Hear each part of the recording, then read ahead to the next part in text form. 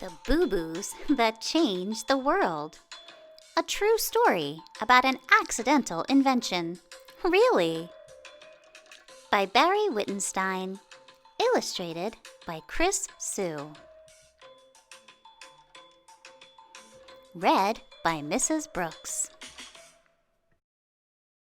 Once upon a time, in 1917 actually, a cotton buyer named Earl Dixon married his beloved, Josephine, and they lived happily ever after. The end. Actually, that was just the beginning. The newlyweds expected to live a quiet life in New Brunswick, New Jersey. Instead, Earl and Josephine ended up changing the world, one boo-boo at a time. You see, Josephine was accident-prone. She often bumped and bruised herself while working around the house, but that was nothing compared to how often she injured herself in the kitchen. Ouch! When she sliced and diced an onion, she sometimes sliced her finger too. Boo-hoo! When she grated cheese, she sometimes grated her knuckle. Ugh! When she lifted a hot pot off the stove, she sometimes burned her hand. After Josephine winced in pain, she quickly grabbed a rag to stop the bleeding. But with bulky towels between her fingers, it was even harder for Josephine to hold a knife. She became even more accident-prone. Impossible, you say? It's true. Josephine's klutziness had become a bloody problem. Every night when Earl came home from work, he looked forward to talking with Josephine and eating the wonderful meal she had prepared. That was until he saw his beloved's hands. Yikes! Her cuts might get infected. He had to help his new bride. Earl's father was a doctor, so Earl knew a little bit about boo-boos and bandages, and luckily he worked for a company that manufactured hospital supplies. Earl knew there had to be a solution, but what was it? Earl thought while he shaved in the morning. Maybe if I... Earl thought while he bought cotton in the afternoon. Then I could... And Earl thought some more while he lay in bed at night. And that would solve... Finally, a light bulb went off over his head. Ding!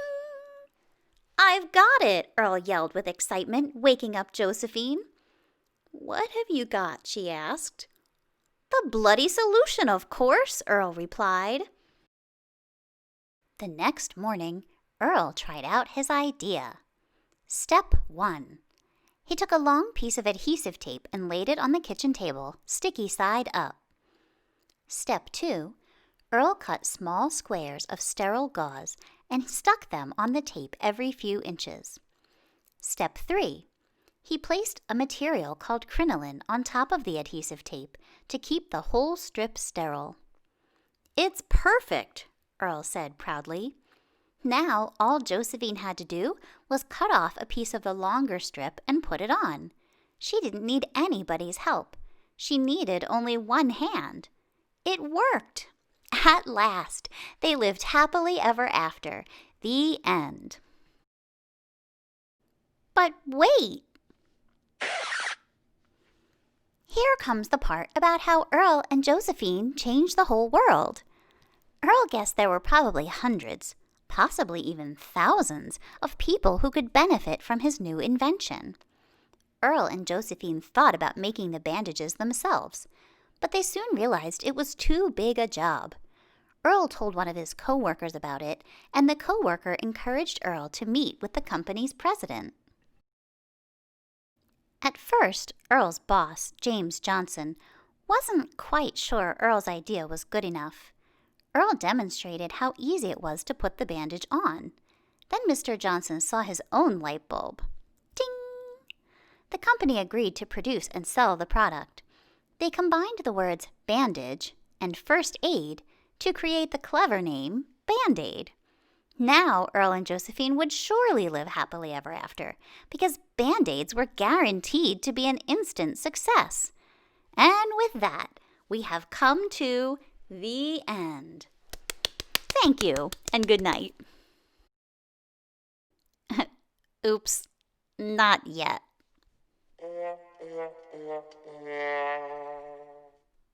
Sorry. That first year, Band-Aids were made in a factory. It was a slower than slow process, and only a small number could be manufactured by hand. They came rolled up and were 18 ridiculous inches long and 3 ridiculous inches wide, and they still had to be cut into pieces. Earl, Josephine, and Mr. Johnson had high expectations, but the Band-Aid boxes collected dust, ignored and unwanted. A few years later, the company invented a machine that could mass produce thousands of the bandages. Instead of the user having to cut them up, each one was ready to go. Band-Aids were now about 3 inches long and an inch wide. And they were cute, too. Each one had a little red string to pull in order to open the paper wrapper. Success! Band-Aids flew off the shelves.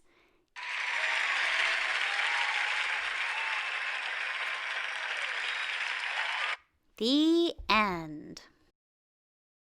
Not really. Unfortunately, even with the cute red string and the convenient size, the public wasn't sold on the idea. Mr. Johnson knew there had to be a solution. What happened next was truly a stroke of genius. The company decided to give the Band-Aids away. Mr. Johnson wondered who needed self-adhesive bandages the most. And then that light bulb went off again. Ding! The Boy Scouts, of course. All those fall down, climb up, scratched elbows, scraped knees boys got plenty of cuts. It didn't take long before the mothers of those rough and tumble boys saw how handy the little bandages were. That did it. Earl and Josephine's invention was a smash.